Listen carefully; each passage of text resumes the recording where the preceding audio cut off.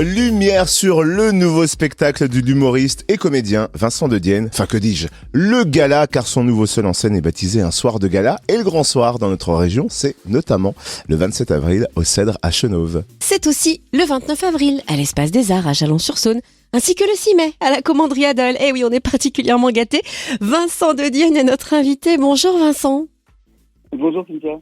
Quel plaisir de vous retrouver chez nous. Et puis d'ailleurs, pourquoi ce mot gala vous tient à cœur? Quelle est la différence par rapport à un spectacle?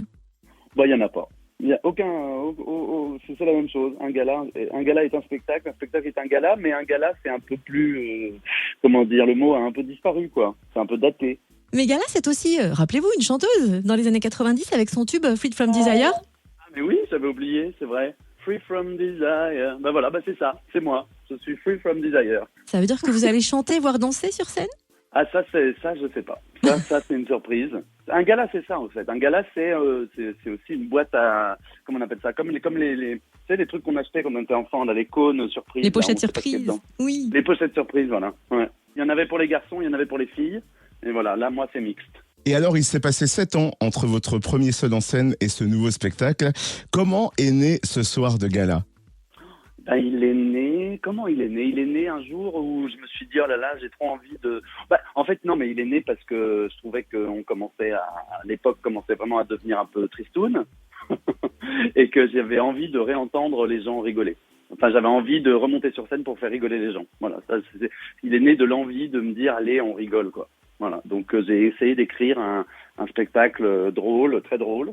Et voilà, il est venu que de ça, que de l'envie de faire rigoler les gens. Alors, votre premier spectacle, c'était un autoportrait. Cette fois-ci, vous nous offrez toute une galerie de personnages. De quel genre est-ce que vous pouvez nous en présenter quelques-uns? Oh, c'est du genre qu'on n'a pas envie d'avoir en vacances avec soi. C'est vraiment des ordures. C'est vraiment des gens très pénibles, mes personnages. C'est vraiment des gens infréquentables.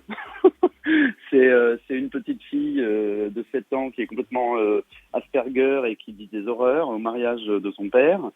C'est un journaliste qui fait une matinale radio mais qui vient de sortir de boîte. Il est 7 heures du matin et il confond la salle de rédaction avec un acheteur. Il y a un petit vieux qui parcourt la France pour faire des enterrements. Il y a une agente de voyage qui reçoit un client un peu particulier et très médiatique. Enfin voilà, il y a mais ils sont tous c'est tous un peu des monstres. Voilà. Ah, le redresseur de chansons françaises est aussi gratiné. Comment il est né celui-là? Oui, il est né comme ça avec une copine qui s'appelle Anaïs et on a rigolé un soir en buvant du Mâcon.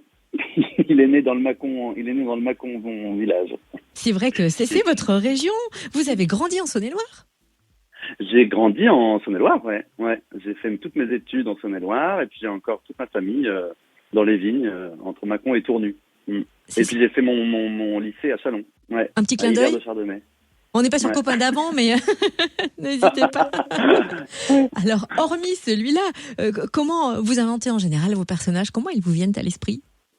En général, ça naît d'un truc qui m'exaspère, ou qui m'agresse, ou qui m'agace chez les gens, ou chez moi, ou à la télévision, ou dans la presse, tout ça. Il y a un comportement, ou alors une façon de penser, ou quelque chose contre lequel j'ai envie de me battre. Mais comme je n'ai pas la musculature nécessaire pour me battre, je fais des sketchs. Vous avez donc 3 dates dans notre région que vous connaissez bien. Vous savez qu'en matière de gastronomie grand cru, nous avons de quoi gâter. Est-ce que en tournée, vous avez le temps de goûter quelques spécialités régionales?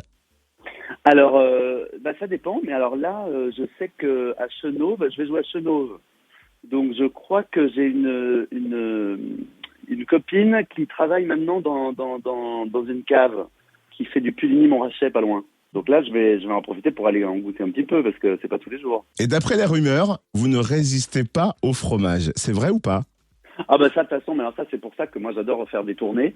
C'est parce que je me goinfre de tous les fromentons de Gaulle. Ça, c'est la seule chose que je demande dans la loge. Je me dis ça, si vous pouvez mettre un petit bout de pain, un petit bout de fromage.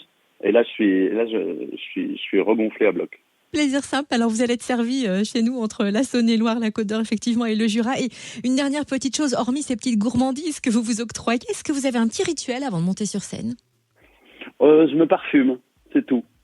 C'est tout. Juste avant de monter sur scène, je me mets un petit peu de parfum et je change de parfum selon les spectacles. Là, pour ce spectacle-là, c'est un parfum qui s'appelle Sable, qui ressemble un peu à l'affiche de mon spectacle. C'est-à-dire qu'il sent le soleil, il sent la mer, la Méditerranée, l'océan, les dunes, le sable chaud. Voilà. Bon, alors on a intérêt à être au premier rang, quoi, au final. Ah oui, ouais, ça comme ça, vous aurez et le visuel et l'odeur.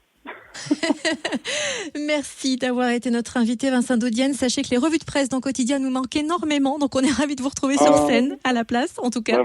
Bah oui, en vrai, en chair et en os. Ça sera encore mieux. Merci et belle tournée à vous, Vincent. Merci Cynthia, merci beaucoup.